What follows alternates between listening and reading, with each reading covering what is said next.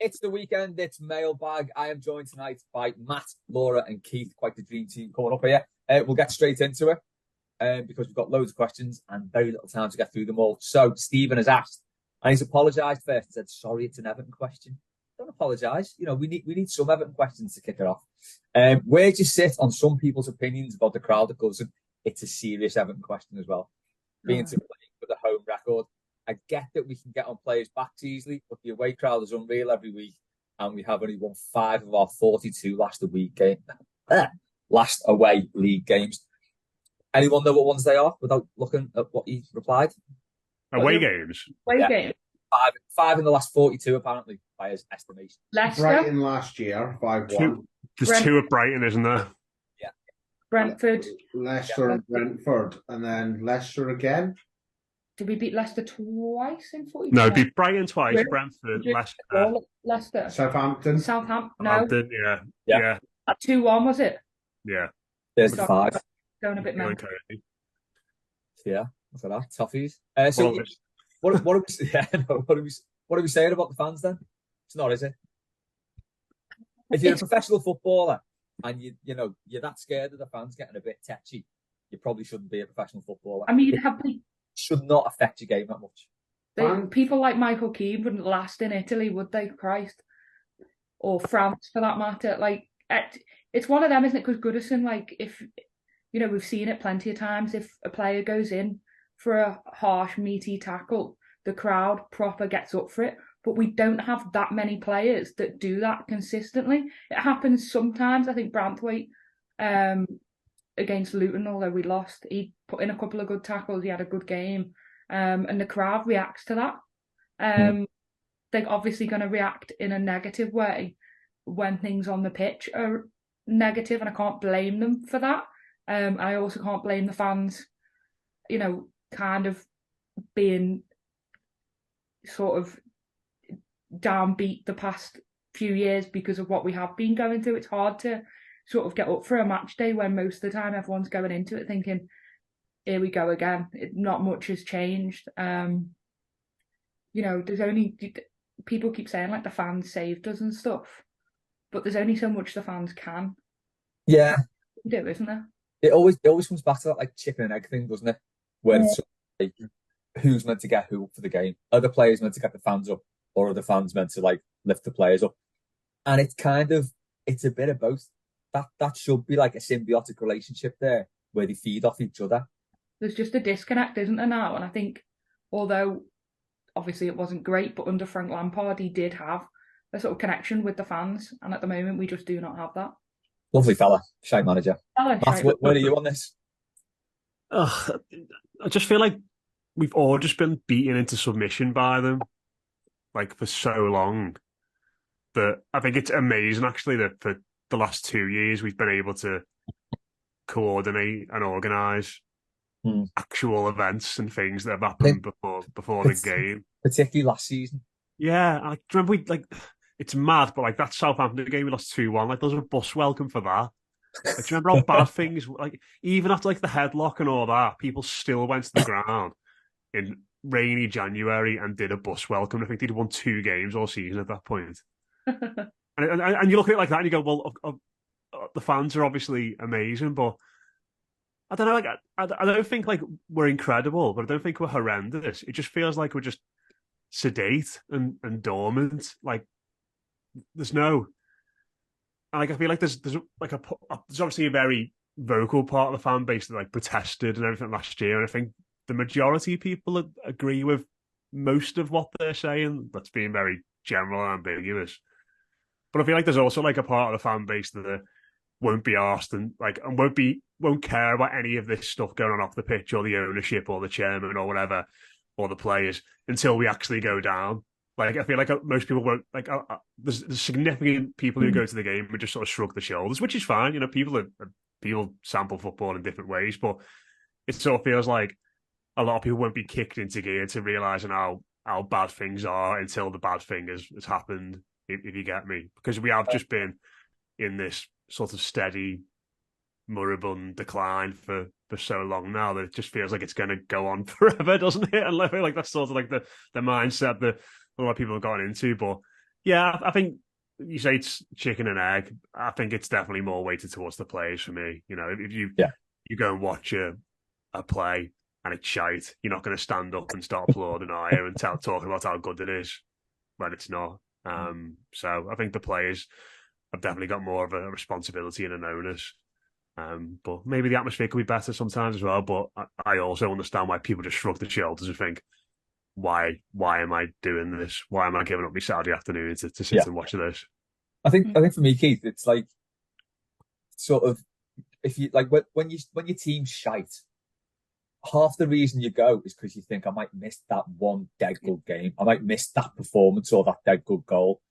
It doesn't even feel like that now for me. It just feels like it's just like sort of what you do on a Saturday. You've got your season tickets, you just go. My dad said last week, I think, or the week before, with whatever horror show it was, he just said it feels like going to work. It's like that bad. It's just, you just drag yourself there, sit through it and get off. Yeah. Where are you on that? I mean, I think blaming the crowd for Everton being crap at home it's an easy out, but it's not very accurate because first and foremost, the 11 on the pitch is shite. We know that, right? That's the first problem. Secondly, Goodison's been moody forever. Doesn't matter if they're shite or if they're good. Remember when we beat Arsenal 3-0, Lukaku and Naismith and the own goal from Arteta? Guarantee you there was somebody's granddad in the paddock when Seamus Coleman was doing keepy uppies down the wing, shouting, "Stop titting about and get it in the fucking box." Yeah. It's a moody place. We don't do happy. Yeah, I think I'd seen a tweet about this the other day. Actually, someone was moaning about the atmosphere at Goodison, and I'd seen someone reply saying, "Well, even when we were good, this moody atmosphere was still there." Yeah. So, we're a bunch of mardasses, aren't we? We're not a happy species. I agree with your old fella about it feels like a chore. Like I'll be sat in the pub at 2:00 on a Saturday afternoon, and we're looking at train times to go up the ground, and I'm thinking, can I be arsed doing this, or should I just stay here, have a couple of bevies, watch the horse racing on telly, and have a nice afternoon? Yeah, the last time it was like that for me was Walter Smith. It got to that point. It was so turgid, and just everything about it was crap. Allardyce for me. Oh yeah. I feel like with us though, it's I know there's been campaigns to actively try and get the atmosphere better, but I always feel like with us, it feels like it's got to come about organically.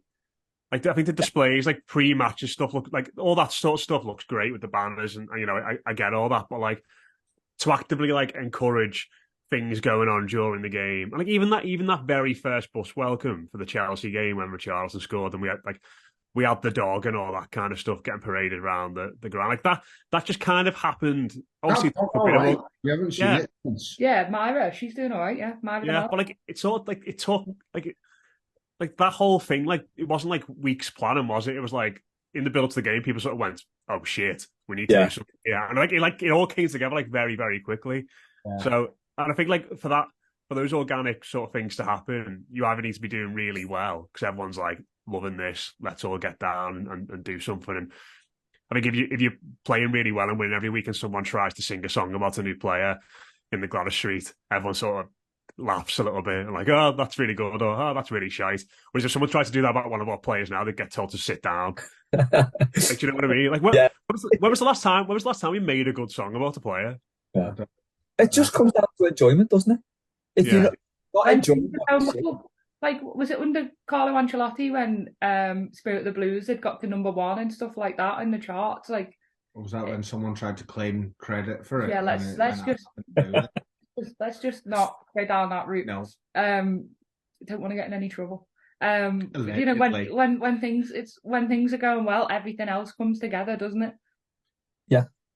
I think fair play to anyone that wants to try and do something to improve the Goodison atmosphere. If that's your bag, do it. I think the problem is we are predisposed to snarling at each other over the smallest thing. And last season, there were people getting called shit fans because they stayed in the pub and didn't march up to the ground. I mean, I'd if you want to get to the ground 2 hours before the game and walk behind the banner and whatnot, all power to you. I hope it works. I don't. I want to sit in the pub. I want to drink the pints till the last minute, get the train, go to the match, get back on the train and go back to the pub afterwards and spend time with my mates and have an enjoyable day. I can't be arsed spending hours getting upset about things that are wildly outside of my control. I think even if you were dead good, I'd still do that anyway. Yeah. You don't want to spend any more time in the ground. Even if you're dead good, you want to be there for the game, that's it. Yeah, I'm not going anywhere near that fan zone. No. I also... The atmosphere's not been toxic at all this year, has it? No. It's been I thought it was really good at the start of the game on Saturday. What's that first 20 minutes? If we scored in that first 20 minutes, I think the atmosphere would have been fairly good. I feel like everything just leads back to be better at footy, doesn't it? That's it. Yeah, it's that basic. All the problems will just automatically be quickly solved if they just won more football matches. Yeah. Oh, it's easy, isn't it? Oh, but it's G though. I'll tell you what though. On AG actual goals. Yeah, maybe better. I proper cringe me back out every time I see those Arsenal ultras. Oh, what was that little wizard doing the other day? Dancing on the front. Just. Oh. I don't know anything about this, but it sounds amazing. So, they've got this thing, haven't they, where they all puff scarves over their face and they've got a big fuck off flag and they drum and they walk up to the ground and they do all that European ultras. We're not getting that going then, Les. No, you're our little. Do you know what? It's not for me. Drummer boy. Little drummer boy. Yeah. There was a video the other week and this fella, I think he had a pork pie hat on or something. Or did he actually have a wizard's hat on? Choice of headgear. Yeah, it was odd, and he was just sort of dancing around. The bucket hat ultras. It was very strange. My internet connection has just said it's unstable. That's never a good sign. But we'll crack on. Mike Blakey, we're doing a rehash of his question. So now he's asking, who will score the first non-VAR home goal? When will our first home point come? And when will mass panic end? Matt, go ahead. The non-VAR own goal? Our first non-VAR home goal. Oh. It's in the spine from first goal to first win. Tarkowski from a corner, probably. I'd say, but I think Jared Branthwaite. New contract celebration goal. Contract celebration. Oh, yeah. And a reveal thing, I'm not fucking leaving. Goes in the corner, pulls the Sharpie out of his sock and signs the corner flag. What are the other questions? When will our first home points come? Tomorrow. Matthew. If it's not tomorrow, it's never. I think the answer might have been different if it was points, not point. Yeah, that's a good point. The worst thing about tomorrow was Les pointing out on Twitter that Bournemouth haven't won yet this season. I couldn't believe that when I saw it. I could have cried when I saw your tweet. It's just... Here come Everton. Yeah. It's got to be It's got to be Bournemouth, hasn't it? It's got to be. It's got to be. And when will the mass panic end? I would suggest never. Oh, we'll always have something to panic about. There's always something in the world to panic about, let me tell you. Always something. And it's always... I'm not panic. I don't know. It's I think that season, when we had Lampard, I was panicking that we'd go down. Now it's just a deep set sadness. Just expecting it. I still don't think Everton go down this year, to be fair. I think they'll spawn and scrape enough points to finish about 15th, 16th. Yeah, I agree. I still don't think Luton win another game this season.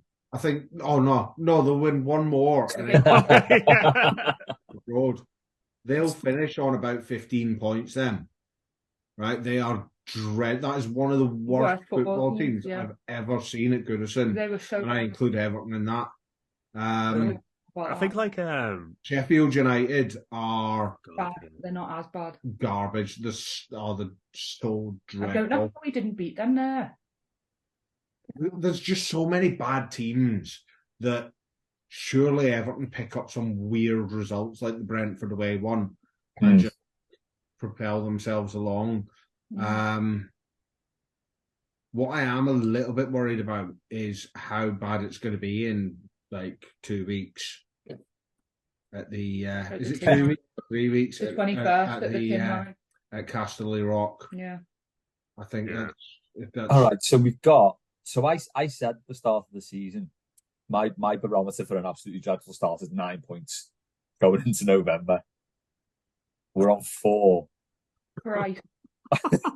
So basically, it's gonna have to be some performance tomorrow to get 5 points. We can get 7, 8, or 10 basically going. There's no fixtures. There's no fixtures next weekend. Yeah, no, so we've got Bournemouth next week, and then we come Big back. Red and West Ham before November. Now that is peak. That would take some doing to even hit 9 points. And 9 points going into November. Brighton at home at the start of November. We could probably the best we can hope for there is 7. Probably. Brighton have had some absolute shockers this year. Like they're a good side. Clearly, they're a good side, but they have had some stinking results. Are we now doing a whole cross section of the whole Premier League? This isn't Mailbag. I mean, this is not the Mailbag. Just replay the season preview. Yeah, I thought we were bad at Villa, and then you seen Brighton. Yeah, I've got one more footballing question. Should we get it done? Oh yeah, let's get it. Yeah, go on. Mike Blakey said, pick the game when we should sack Dice versus the game we'll actually sack Dice. I mean, if he loses twice to Bournemouth in a week, then he should go. If he takes them to Australia on the piss for a month, then he definitely has to go. The irony was not lost on me today when I was looking at just working. I was thinking, who's the last manager that we had who lost to Bournemouth before a break in the season, who should have been sacked, who wasn't sacked, and then was ultimately sacked a bit too late? So probably by that thinking, he gets sacked in our home defeat to Nottingham Forest on December 2nd. I think we'll get beat tomorrow, but if we draw tomorrow and then get absolutely smashed at Anfield, it feels like that could be a situation where remember when Silva got sacked and everyone knew he was going to get sacked. Yeah. But they basically didn't want to put Duncan in for the derby for his first game, did they? Because we were obviously going to get levered. And it was like Marco Silva's the night watchman for Duncan Ferguson. He was sort of there taking all the short balls, all the Yorkers in at his toes. And then he was gone, and then Duncan was in fresh the next morning for Chelsea at home, wasn't he? It wouldn't surprise me if a similar situation happened. The problem is, you can't sack a manager after the derby, or it leaves the Reds to go, we got your manager sacked. It's an open invitation for them. But it's not would it be a brag at that point? Look at us, we got Dice sacked. It's like, well done, he's 13. Well, I've got it to the point now where my mates who are Reds and that are they don't want to take the piss out of us because they actually feel sorry, and I'm like, mate, that is somehow worse. Yeah, I don't like the way they've done this pity thing. I reckon it could be Crystal Palace away. Bad patronising knobheads, a lot of them. There we go. Yeah, that sums it up. TWS has asked, do players still get sponsored by companies, individuals in the programme? Does anyone know? That's taking me back to the 80s. I've read a programme in years. I think the Sharks get sponsored, don't they? Yeah. I've got some programmes upstairs, but I'm not fucking moving to check. There used to be a page, didn't there, in the programme? Had all the players. Because I remember me and Dave talked about sponsoring a player. On a Blue Room on here. We looked at getting Andre Gomez, but it was far too expensive. It was far too expensive. Yeah. Come on. What was that? How much did he cost? I can't even remember now, but I remember thinking this is a really good idea. And I was like, oh no, wait, no. At least he's really awesome. Yeah. It was when he was good, it was when he could still play. So No, the second part of this is who, person or company, should sponsor a player this year and why? I need to find some players. I haven't seen this question. Everything comes back to Jordan Pickford. But yeah, I'll tell you what then. Who should sponsor Andre Gomez? Something wine bodega in the south of France. I feel like he's a better hugger than a footballer these days. So maybe like some kind of like support work. Yeah, Let's not go down that route. Tell you what, Samaritans should be sponsoring the fans more than anything. There we go. Yeah, something like that. They sign up at Goodison, lost again, ring Samaritans on. Bloody hell. James Garner gets sponsored by Future Yard and Birkenhead. I'll be in on that. Yeah. That makes sense. Jordan Pickford being sponsored by the local kebab house. No, you'd be like a glow partnership with glow stick manufacturers. Glow stick. It'd be them ones that sell the balloon canisters, wouldn't it? Yeah. Who else have we got? I Pickford struggle to remember any of our players here. Joint sponsorship with the leather shop and Dave Downey for Jordan Pickford. Anana would be like sponsored by like a hype man or like motivational speakers or something like that. He's like our Bez, isn't he, Anana? Yeah. just like stands around and types up the crowd. Yeah. Ashley Young, Stannis Derlitz. Yeah, get on board with that. Are these answers? Are these what people have replied, or you just? No, this is what I'm just thinking of. Okay. Team here. You look like you're googling. I've just got the team up in front of me because I honestly can't think. Calvert-Lewin sponsored by Spire Hospitals because he's never out with us. Leave him alone. Beto would be like a local chicken shop, obviously, with his KFC background. Yeah, or a pine wardrobe manufacturer. Nabsies. Nabsies. Beto shop. Nabsies. Who else have we got? And they'd have to change the red salt to blue salt, or our fans would start fuming. that would actually happen, that as well. Make a wish. Do you know what? I'm just sat here thinking about like which of our players, and I can barely think of any of the players. I know. Jack Harrison, maybe hairdressers, or he's sponsored by like VO5. I was thinking like FHM or Lads Mag or something like that. Right, he looks like one of those lads. Players do not have individual shirt sponsors anymore. Is that from? So the question's null and void. Okay, source. We'll move on then. Tommy's all those great ideas we are going to go to waste. Yeah. What was the point?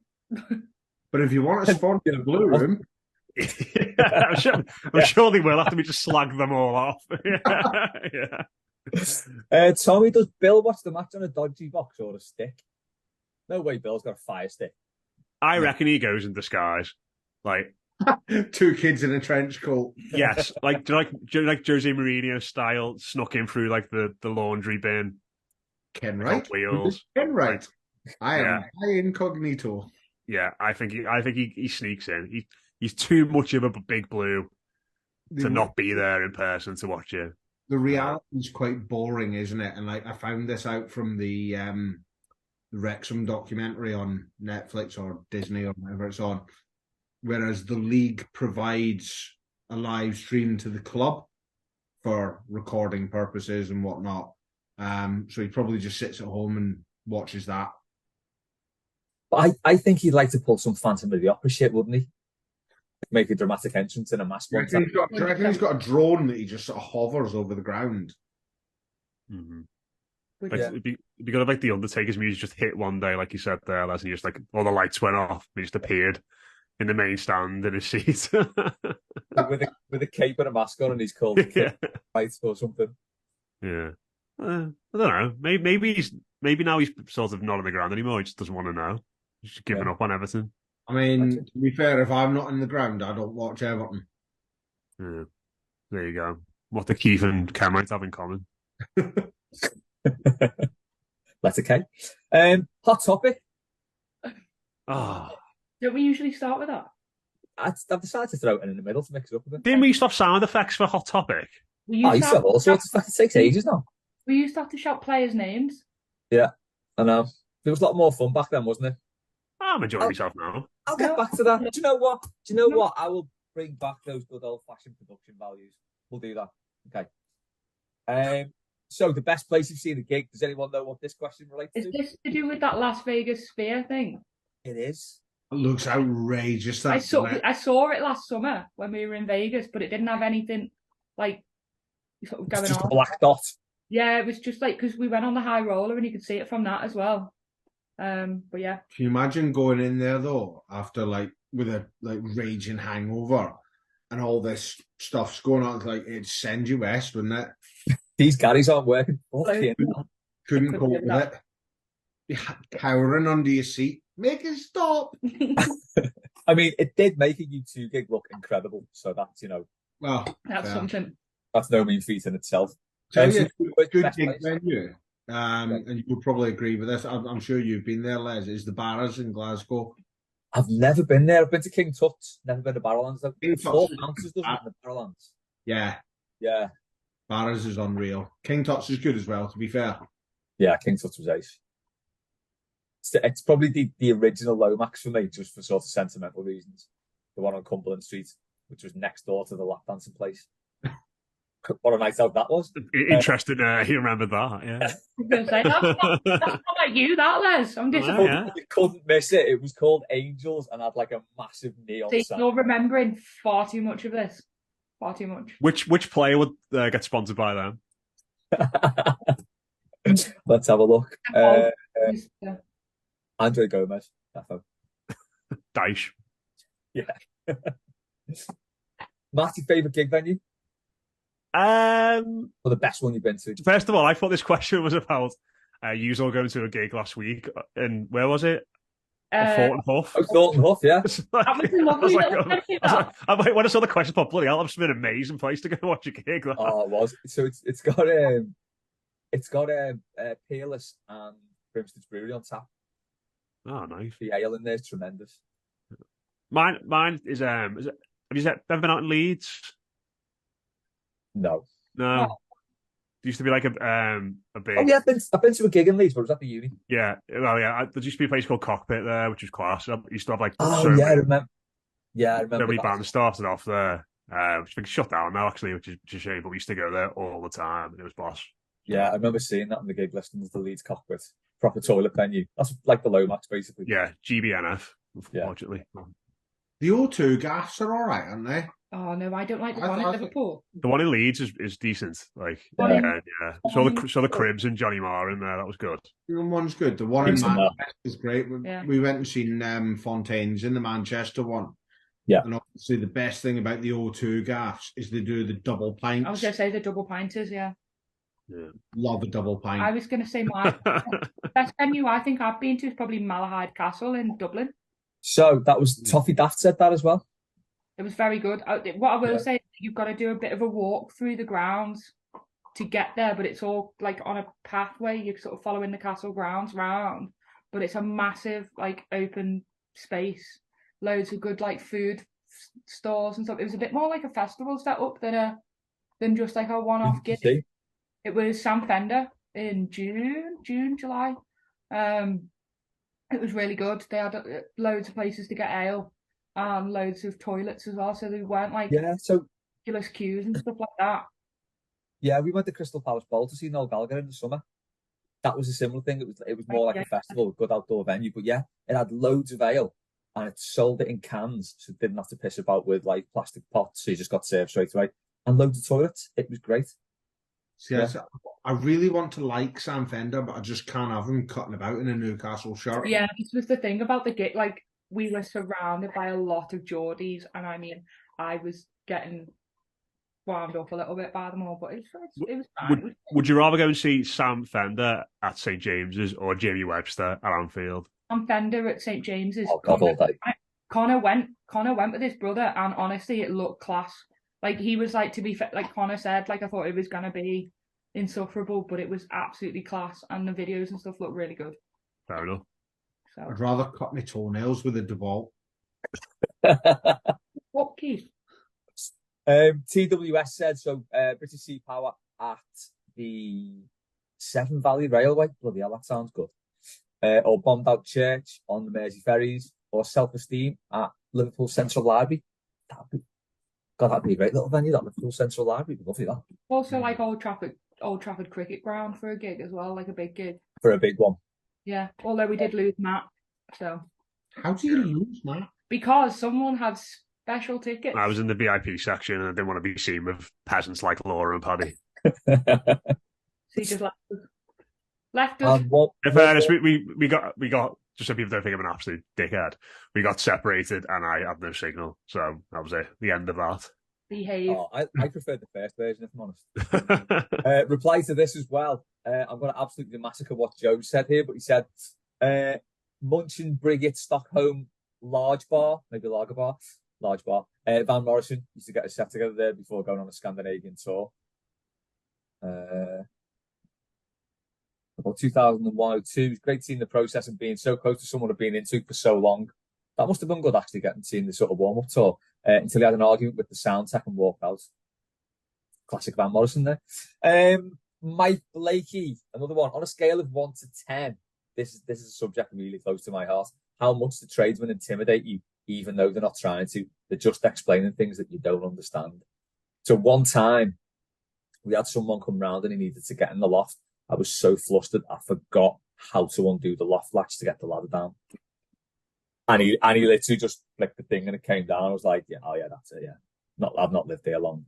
I've lived here about 6 years. Yeah, so that's how intimidated I get. I do that when people come over to do stuff and I'm like, the house is like upside down. I'm like, oh yeah, we've only just moved in. Sorry about the mess. It's like been here for 3 years nearly now. How long do you think you can get away with that? Oh, I don't know. How many years after moving in can you still say we've just moved in? I think a year is probably about right, isn't it? Yeah. But with a new baby, that's the next step then, isn't it? Oh, so much baby stuff. It's such a mess. Yeah, I don't know, because I'm like a woman, I just get intimidated by men generally. And a lot of the time tradesmen are men.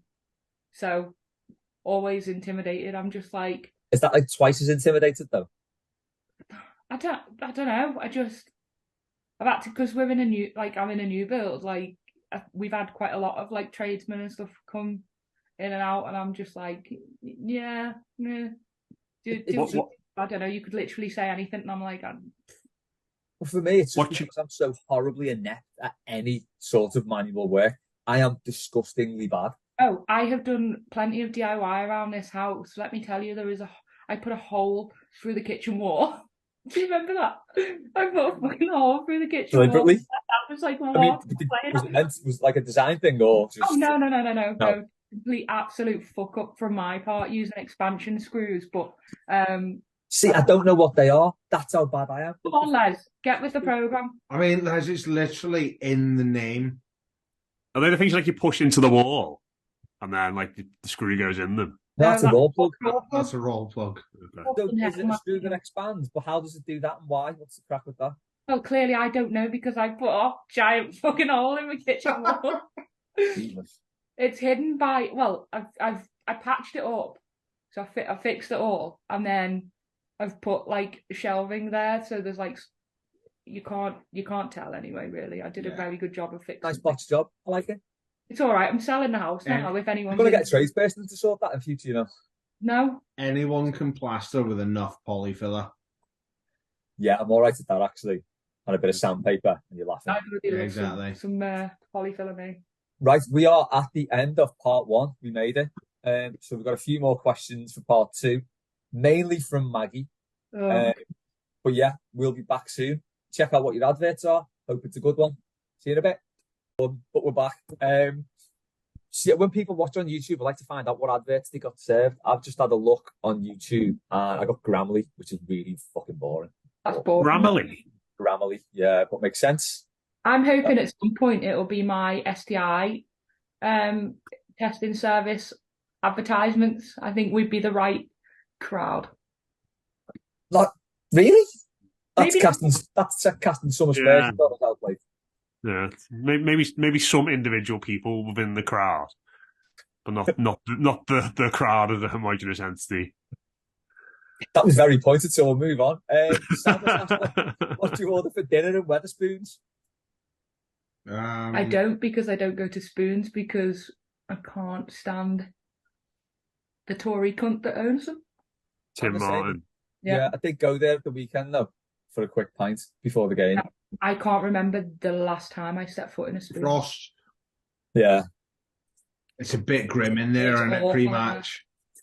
It is, but I think pretty much everywhere around the ground is, isn't it? Someone asked me on a date recently to spoons. Swerve. Did not get a response. That's an immediate, like, oh yeah, red flag, yeah. Whatever. Oh yeah, I haven't spoken. If that's the way to impress you, you kind of wonder how much downhill date 2 is going to go. Yeah, so I just was like, yeah. Where'd you go from there? The brick. Spoons? Seriously? No, sorry. Just basically to answer the question, I reckon it would be for me championships or something like that. The last time we went to a Spoons was pre-match the cup final. And we lost for Shaw Villa, and we lost twice. By the way, twice. You big fucking gobshite. So the last scran I had in a Wetherspoons was a sausage butty. What was mine? Did I have butty? Sausage? Yeah, baby. Was it any good? No. No. Sam swerved the sausage butties. Go for championships. No, you know what? I didn't eat. I didn't eat. I came for moral support. Could you eat scampi and chips at 9 o'clock in the morning? With a pint, probably, yeah. That's disgusting. No. I feel like it's fair game. It's fair game, isn't it? Like when you're going away, or like I think like stag do's a classic, like Wetherspoons. Yeah. Before you go airport bar. Yeah. Line seat. Yeah. That kind of thing. Yeah. I think whenever I've been to the cricket, like there's one by Old Trafford, isn't there? It's that Bishop Blaze. There's one near Birmingham New Street if you go to Edgbaston. And like, especially when you know you're going to be going in and paying £8 for a pint near and all. Yeah. Like, give you shekels earlier. It's a cheap pint, so it's. I'd go for something like just like a chicken burger. Something you can. It's really hard to just like fuck up. Yeah. There's a base level for a chicken burger, isn't it? And chicken burger and chips. Or like that. Yeah. You wouldn't get anything that requires any kind of finesse to cook. A steak. I don't know how people go and have a steak at Spoons. Like I wouldn't have a steak at Wetherspoons. No. But what I reckon the curries are probably all right because you can't. It's very hard to make a. That's a shout.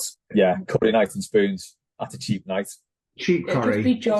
We're talking ourselves around into bit in the Denby off here for Wetherspoons. There is absolutely no chance that would ever happen for a Spoon.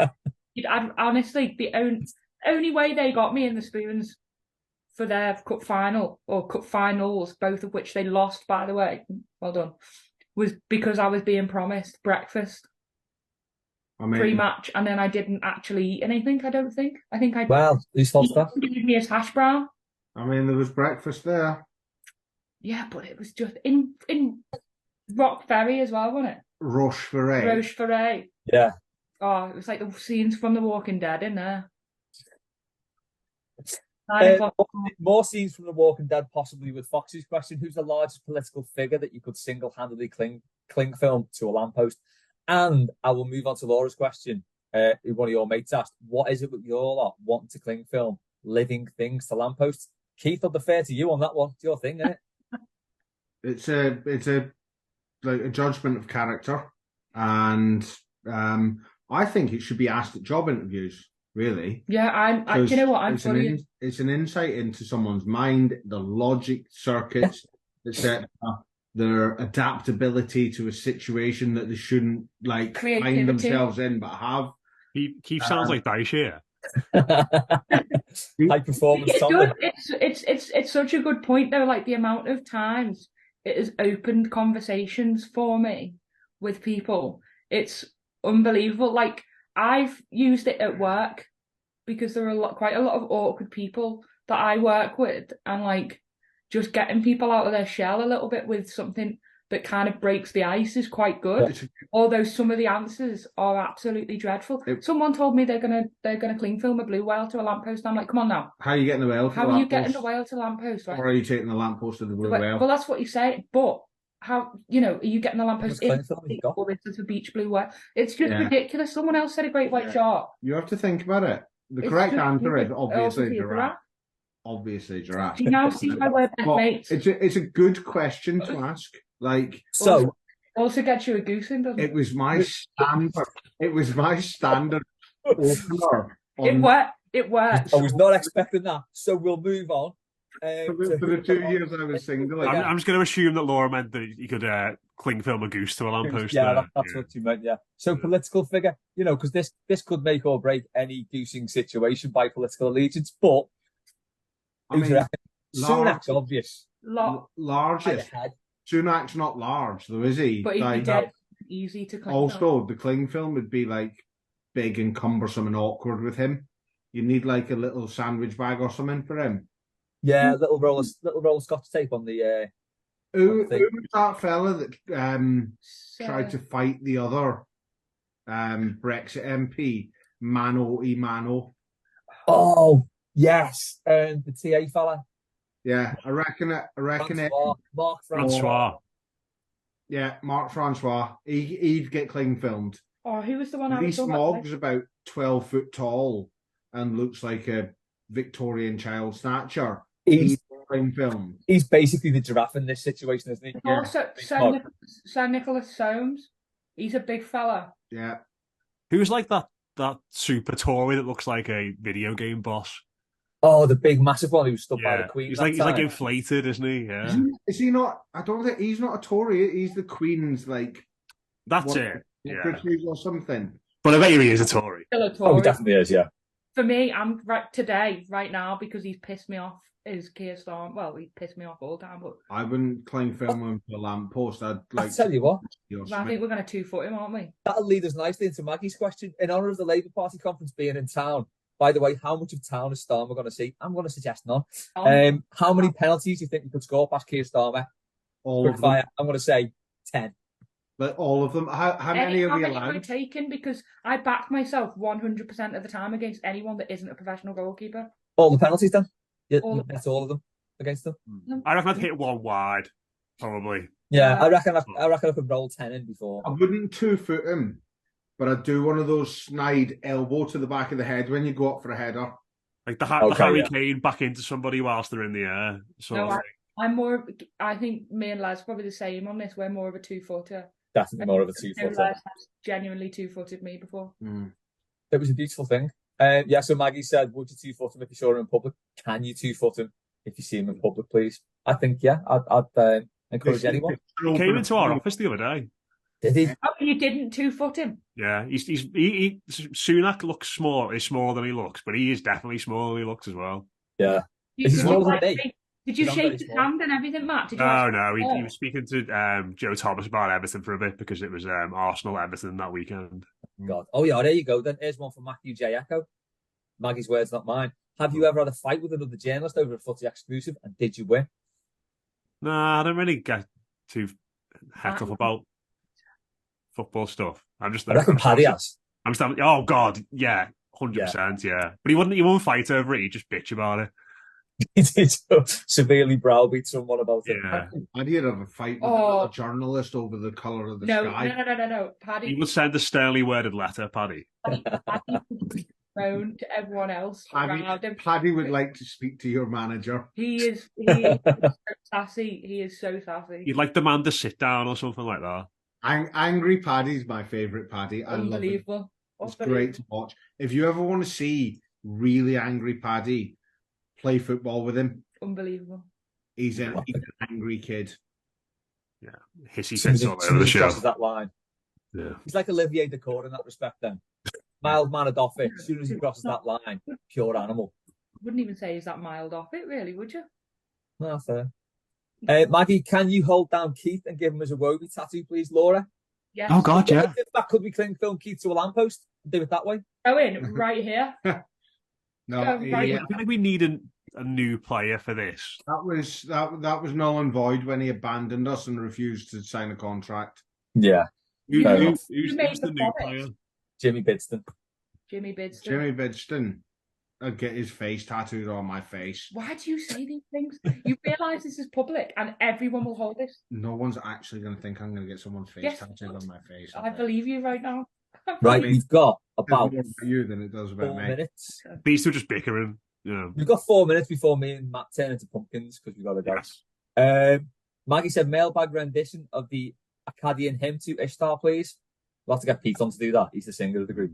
Yeah. How many of those dream rings did Big Dunk nail before he gave the rest out to staff? There's about 20 odd of them, and he looked great. I reckon he is the kind of guy to actually hand them out to everyone else first before he actually takes any, because he is a lovely, lovely man. I'll agree Nah, with that. I reckon he's got a few. He's had at least 3. He definitely put some in his drawer in his office and then took them out to everybody else. So in that box, Yeah, there was less than 24. 2 boxes. Yeah. So yeah, he's definitely scoffed a couple before he's done the promo pick. Dream ring. Dream rings. No, I don't even. It's a Never door. mind. Laura Gates, Creativity Corner. What crayons have you been playing with this week?